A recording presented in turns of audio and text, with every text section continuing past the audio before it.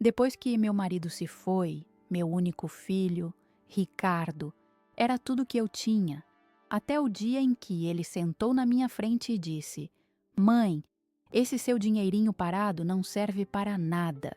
Mas ele não imaginava que a professora aposentada aqui ainda sabia fazer contas. Antes de prosseguirmos, confira se você já está inscrito no canal e escreva nos comentários de onde você está assistindo este vídeo. Adoramos saber até onde nossas histórias estão chegando. Meu nome é Lourdes Almeida Santos, tenho 68 anos e fui professora a vida inteira em Curitiba. Minha rotina era simples, cuidava das minhas samambaias, conversava com as vizinhas e esperava a visita do meu filho e dos meus netos, Lucas e Sofia. Eu vivia para eles, especialmente depois que meu Antônio partiu. Ricardo era meu orgulho.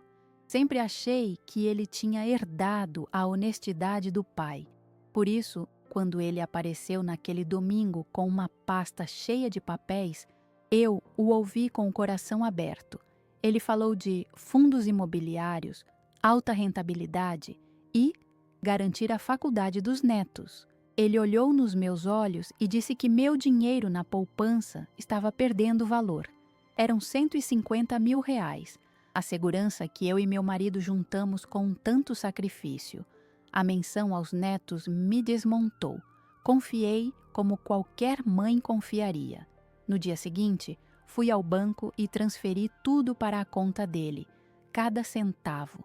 Naquela noite, as visitas dele começaram a diminuir e o telefone tocava cada vez menos.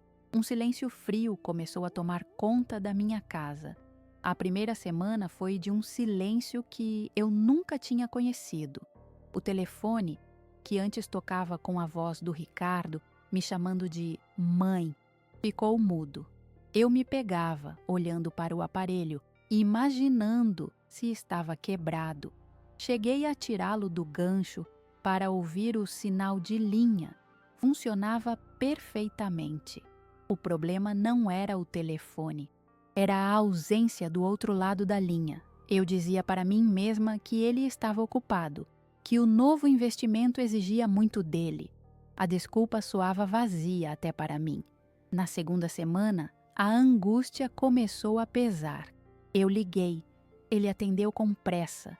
A voz distante, cheia de ruídos de rua.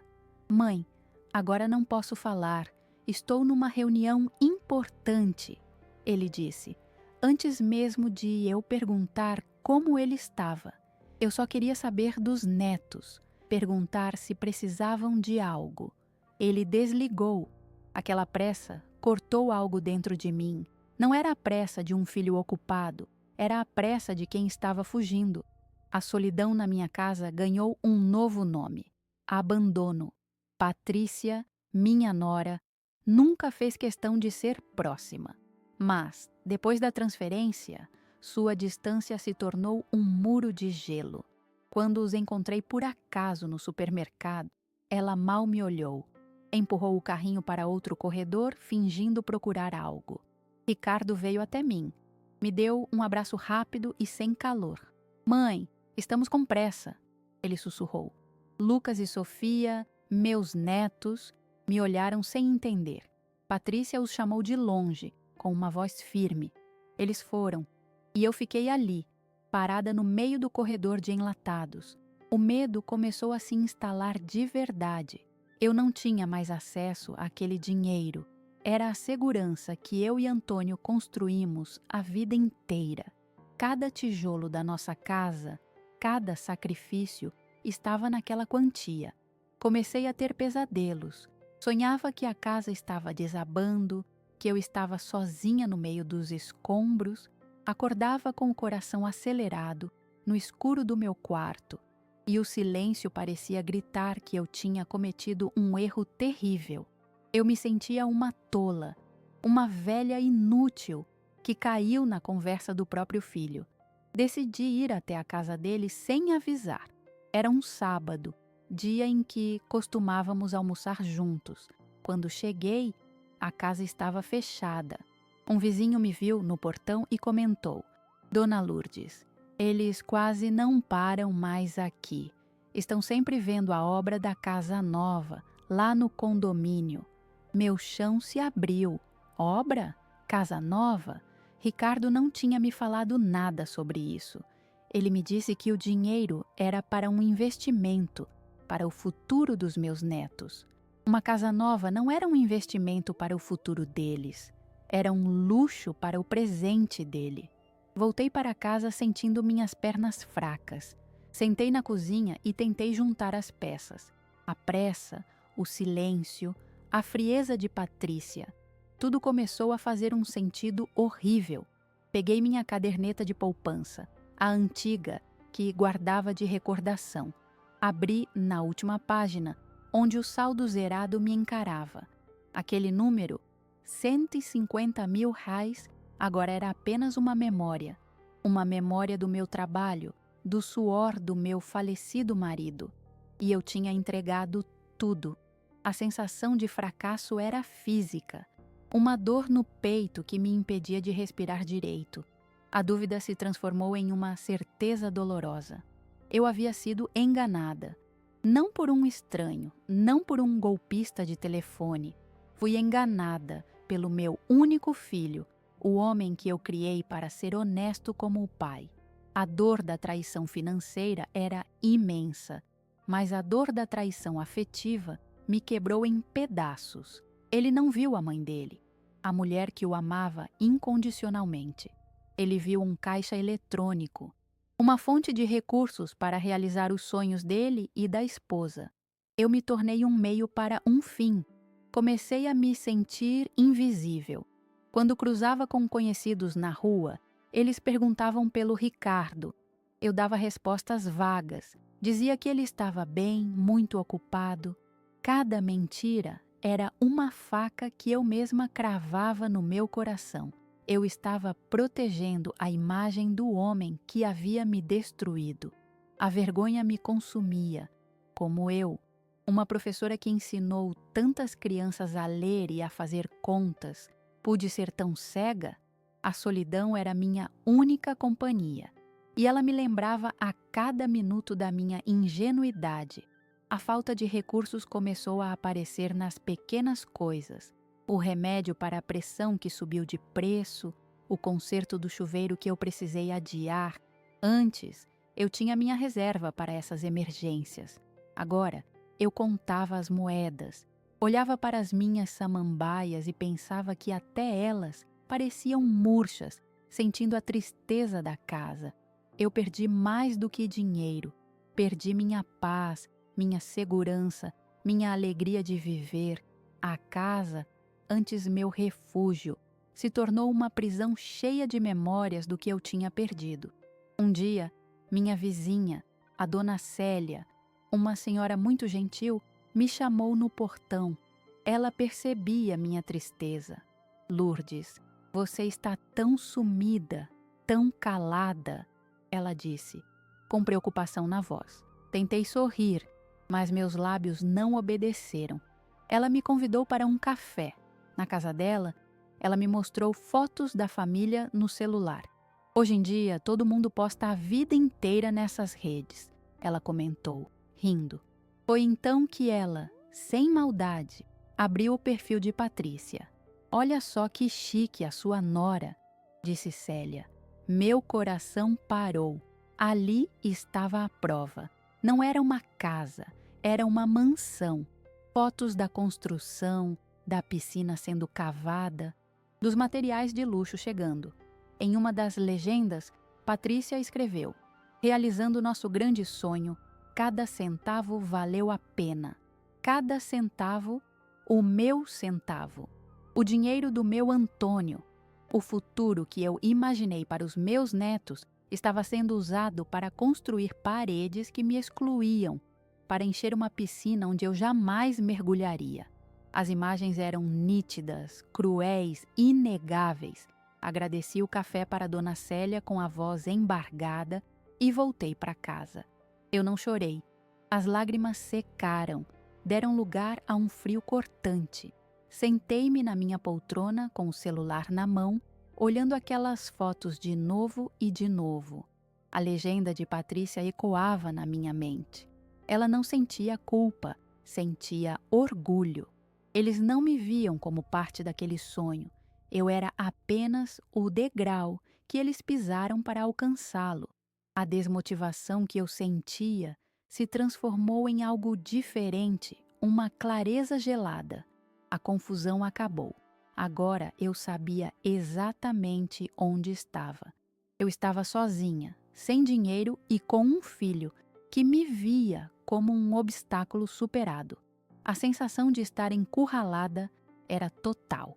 O que eu poderia fazer? Denunciar meu próprio filho à polícia? Contar para a família e criar um escândalo? Qualquer caminho parecia levar a mais dor, a mais humilhação. Eu estava presa em um labirinto que ele construiu com o meu dinheiro, e todas as saídas pareciam falsas.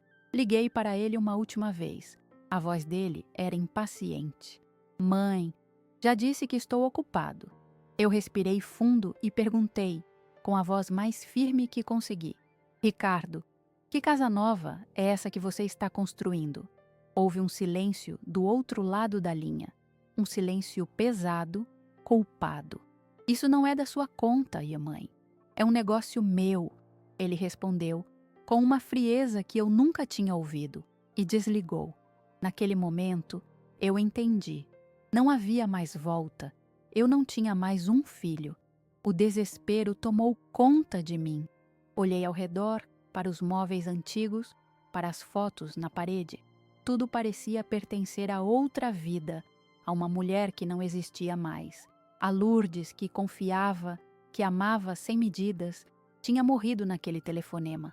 Eu me sentia fraca, impotente, sem dinheiro, sem força para brigar, sem ninguém a quem recorrer. Aquele era o fundo do poço. Eu não via nenhuma luz, nenhuma esperança, apenas a certeza de que eu estava completamente sozinha. Patrícia, em um raro momento de contato, me mandou uma mensagem, não para perguntar como eu estava, mas para pedir uma receita de família. Aquilo foi o cúmulo do deboche. Ela vivia o luxo comprado com meu sacrifício e ainda queria roubar minhas memórias, minhas tradições. A mensagem piscava na tela do celular.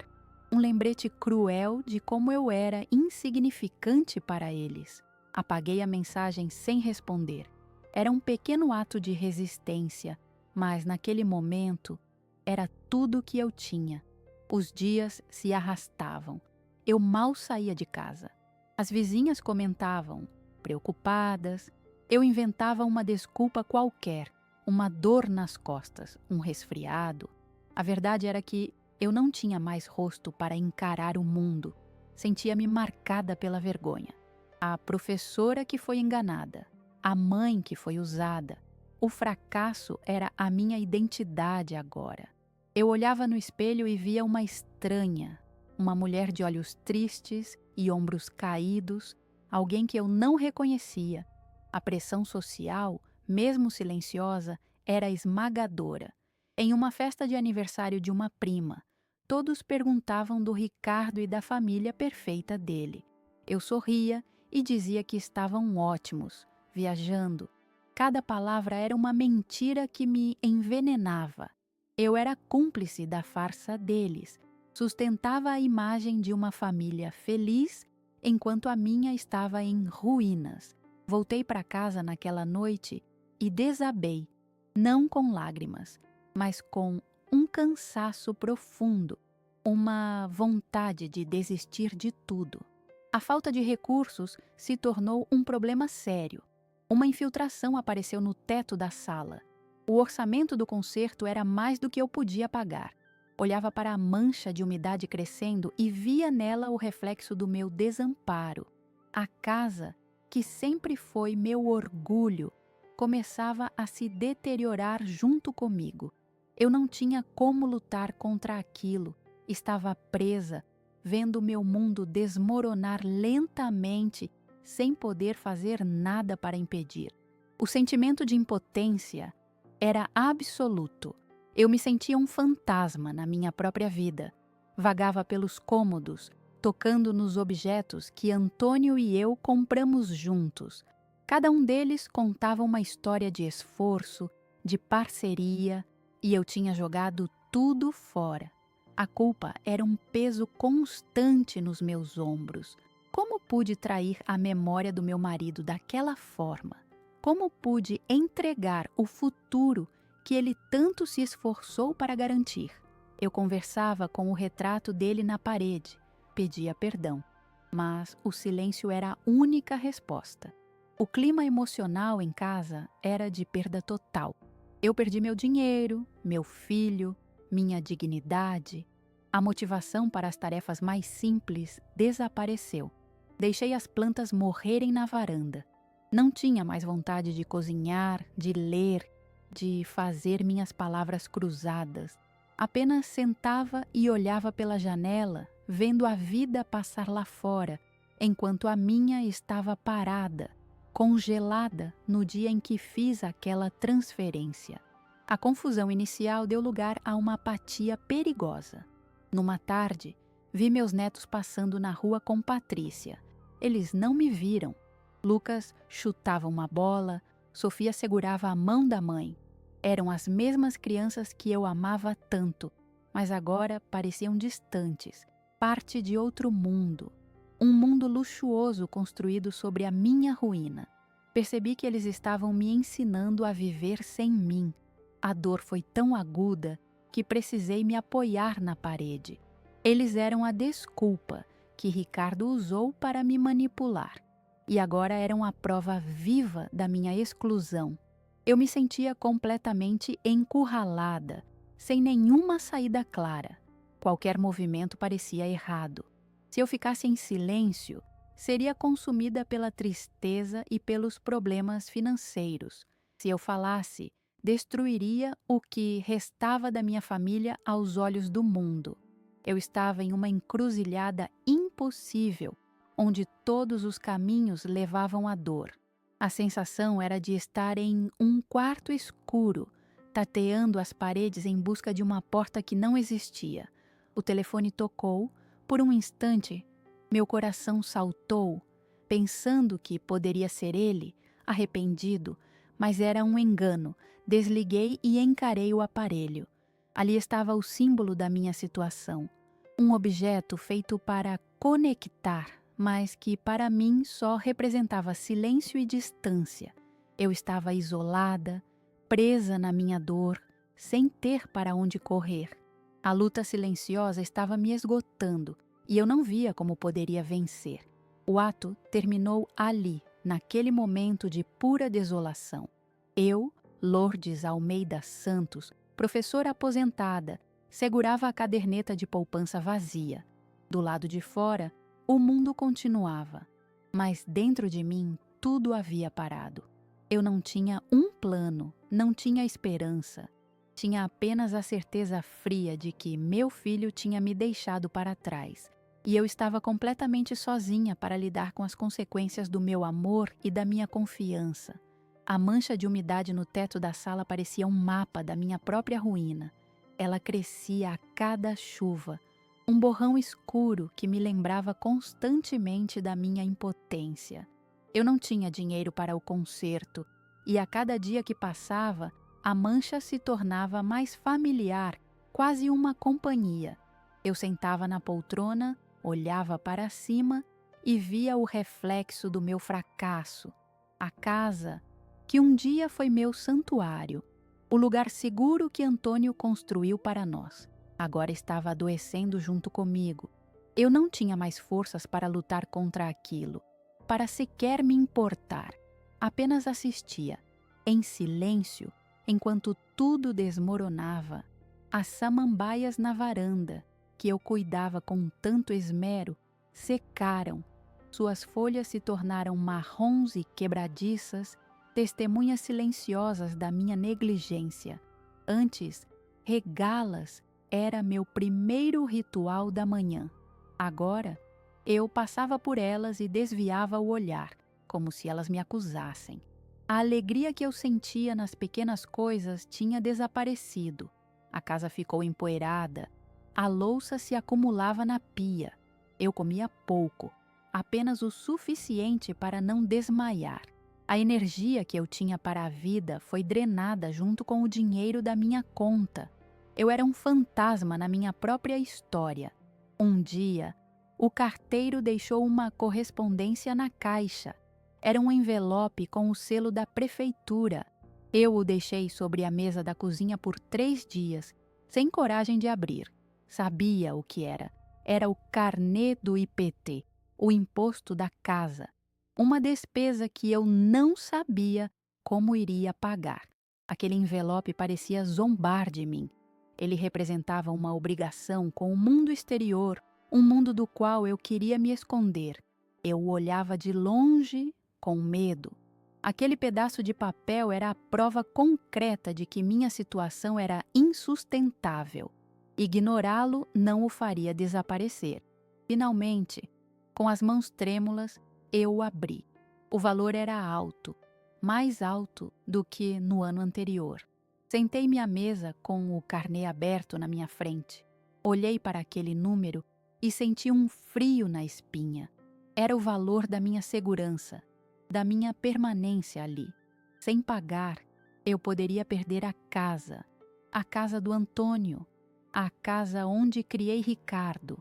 A ideia de ser despejada, de terminar meus dias dependendo de favores ou da caridade alheia, foi um choque elétrico.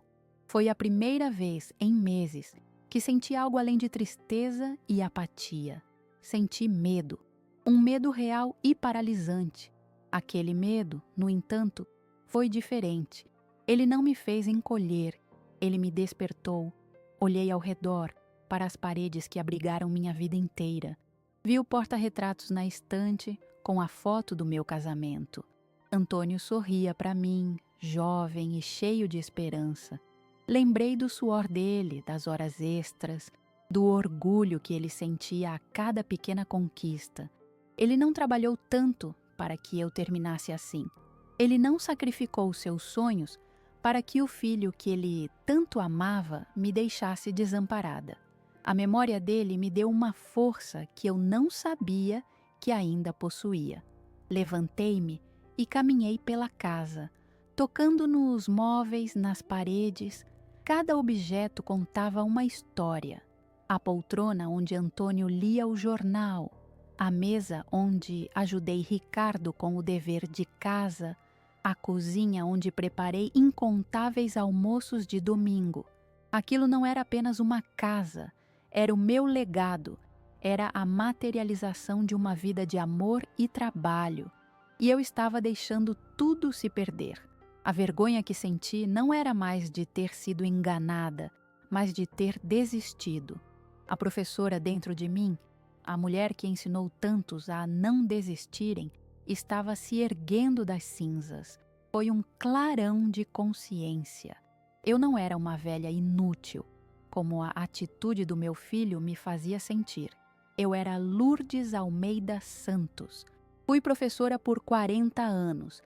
Ensinei a ler, a escrever, a pensar. Eu sabia fazer contas. Eu sabia o valor do trabalho e, acima de tudo, eu sabia a diferença entre o certo e o errado. Ricardo tinha se esquecido disso, mas eu não podia me esquecer. A dor da traição ainda estava lá, profunda e incurável. Mas agora ela tinha uma nova companhia, a determinação. Eu não sabia o que fazer, mas sabia que precisava fazer alguma coisa. A primeira reação foi a dúvida. O que eu poderia fazer? Eu não tinha dinheiro para um advogado caro. Processar meu próprio filho? A ideia me causava um nó no estômago. Expor nossa família a um escândalo? Contar para os parentes, para os amigos e ver a pena nos olhos deles? A resistência era enorme. Uma parte de mim queria voltar para a poltrona, para o silêncio, para a segurança da minha dor conhecida. Lutar parecia exaustivo, assustador. Eu estava sozinha. Quem acreditaria em mim? Quem ficaria do meu lado contra o filho bem-sucedido? Passei a noite em claro, pesando minhas opções. De um lado, o caminho do silêncio, que me levaria à ruína financeira e emocional. Do outro, o caminho da luta, cheio de incertezas e mais sofrimento. Eu me sentia no meio de um cabo de guerra, puxada por lados opostos. A imagem dos meus netos veio à minha mente. O que eles pensariam no futuro, quando entendessem o que aconteceu? Eu queria que eles se lembrassem de uma avó que se deixou abater ou de uma avó que, mesmo quebrada, lutou pela sua dignidade? A resposta era clara. Na manhã seguinte, tomei uma decisão, abri minha agenda antiga, com a caligrafia já um pouco trêmula, e procurei um número. Dr. Afonso, um antigo colega de escola do meu marido, que se tornou advogado. Ele sempre foi um homem correto, de princípios.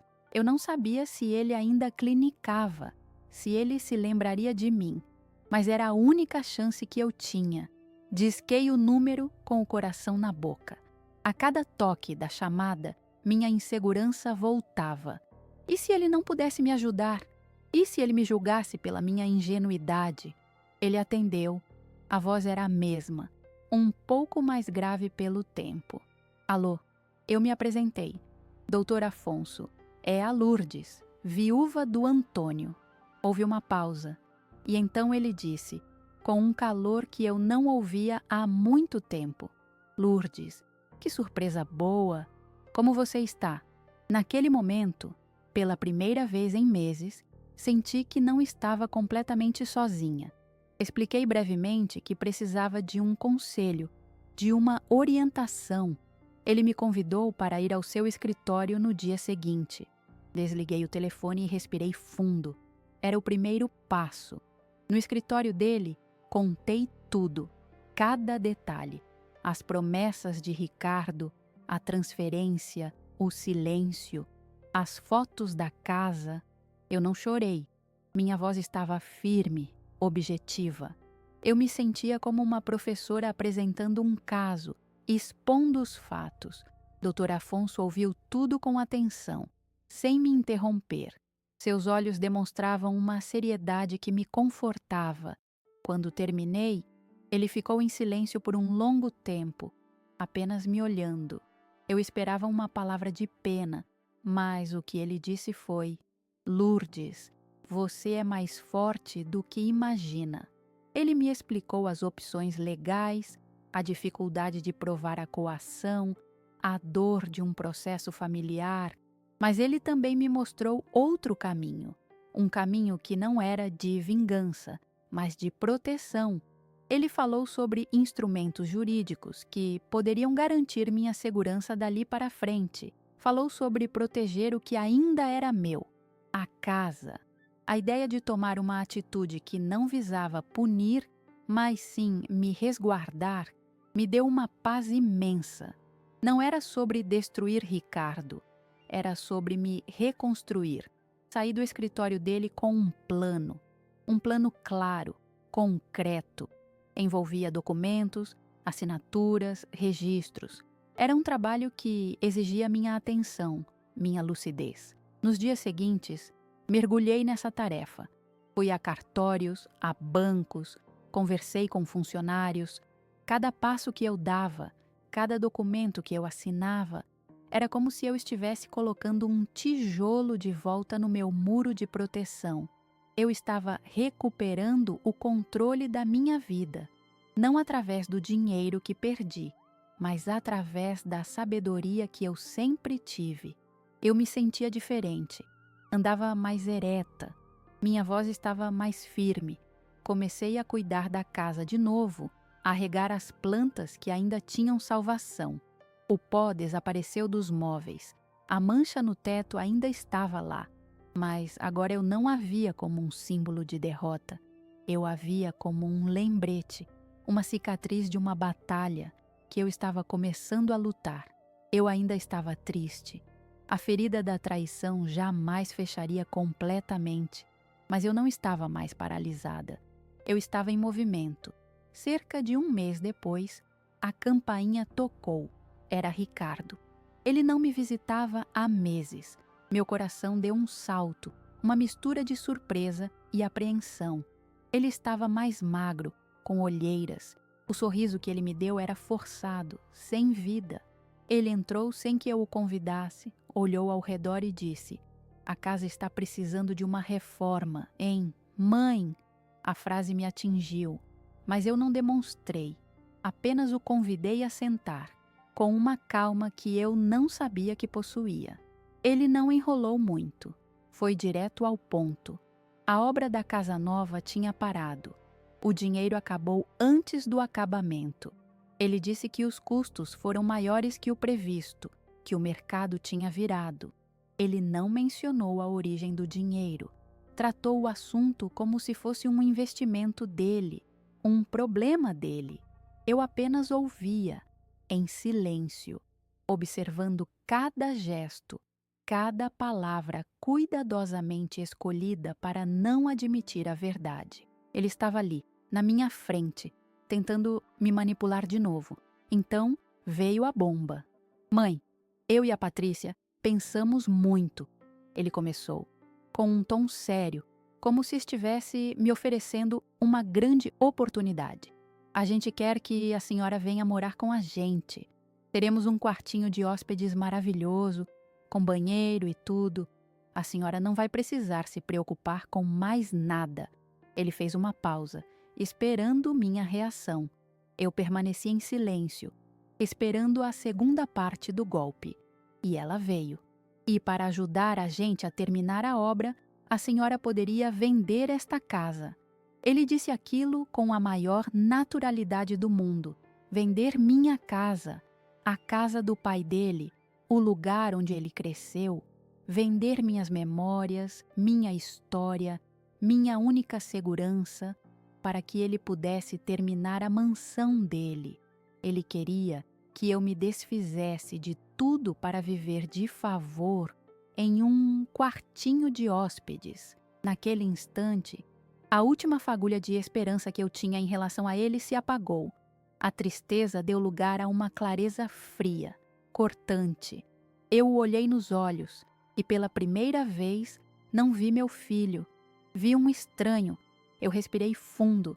O silêncio na sala era pesado. Ele me olhava com expectativa, talvez esperando lágrimas ou uma aceitação resignada. Mas a mulher que ele tinha na sua frente não era mais a mesma de meses atrás. Eu o encarei. E com a voz mais calma e firme que já usei na vida, eu disse: "Não, meu filho, eu não vou vender a minha casa para você." A palavra "minha" soou alta e clara. A surpresa no rosto dele foi evidente. Ele não esperava um não. Ele tentou argumentar. Falou que era o melhor para mim, que eu estaria mais segura com eles, que a casa era velha e só dava despesa. Ele tentou usar a mesma tática de antes, a preocupação disfarçada de manipulação. Mas as palavras dele não me atingiam mais. Era como ouvir um ruído distante.